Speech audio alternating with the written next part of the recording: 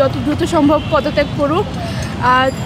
গত 2 মাস ধরে তার পদত্যাগের জন্য আন্দোলন করা হচ্ছে, কিন্তু তার কোনো ফলপ্রসূ কিছু পাওয়া যায়নি। সরকারও এই ব্যাপারে আপাতত নীরব আছে, সেখান থেকেও আমরা কোনো কথা শুনতে পাচ্ছি না। তারা এটা নিয়ে কোনো আলোচনায় বসছেন না। আমরা চাই যত দ্রুত সম্ভব এরকম একজন ডিসি, যে শিক্ষার্থীদের পক্ষে না থেকে সন্ত্রাসীদের পক্ষে আছে, এরকম ডিসিকে যত দ্রুত সম্ভব আমরা সরিয়ে দিতে চাই। কারণ এই শিক্ষাঙ্গনে যে রাজনীতি হয়, যে সহিংস রাজনীতি হয়, তা আমরা গত 15 বছর দেখে এসেছি। তার পরিণতি কী হয় তা দেখে এসেছি। আমরা চাই না যে এরকম অবস্থা কোনো শিক্ষাঙ্গনে আবার ফেরত আসুক। আজকে কুয়েটে যা হয়েছে তা পরবর্তীতে অন্য যে কোনো শিক্ষা প্রতিষ্ঠানে হতে পারে। আমরা কখনোই এরকম কোনো সন্ত্রাসী কার্যক্রমকে সাহায্য করে বা নিরপেক্ষ অবস্থানে থাকে না, এরকম কোনো ডিসিকে আমরা চাই না। বান্ডেল থাকলে প্রতি সেনমানিতে টাকা বাঁচবে। বিকাশ সেনমানি বান্ডেল কিনে জিতুন প্রতি লেনদেনে। তো প্রায় 44 ঘন্টারও বেশি সময় ধরে কুয়েটের সাধারণ শিক্ষার্থীরা তাদের দলান্ধ অথর্ব চাটুকার ভিসি মাসুদের পদত্যাগের দাবিতে আমরণ অনশন কর্মসূচি পালন করছে।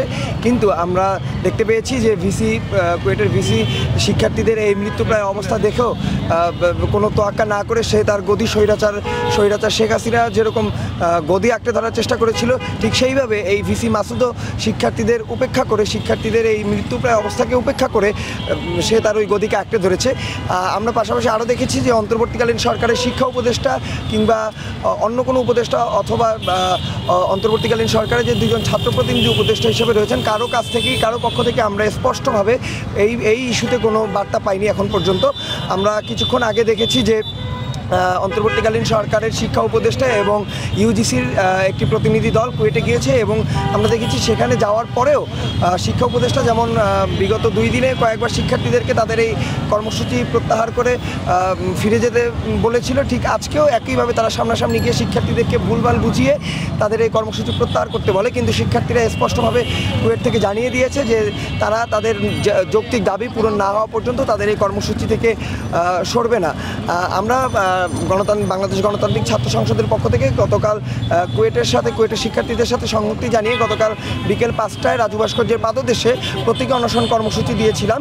কিন্তু আমরা দেখতে থাকি যে কুয়েটের এই পরিস্থিতিতে সারা দেশে বিশেষ করে প্রশাসন কিংবা উপদেষ্টাদের পক্ষ থেকে কোনো বার্তা না আসায় শিক্ষার্থীদের অবস্থা কীরকম নাজেহাল হচ্ছে, এবং আমরা খবর পেয়েছি যে ইতিমধ্যে প্রায় 5 জন শিক্ষার্থী হসপিটালাইজড হয়েছে। কিন্তু এখন পর্যন্ত অন্তর্বর্তীকালীন সরকারের কাছ থেকে এই ইস্যু সমাধানের জন্য আমরা কোনো বার্তা পাইনি।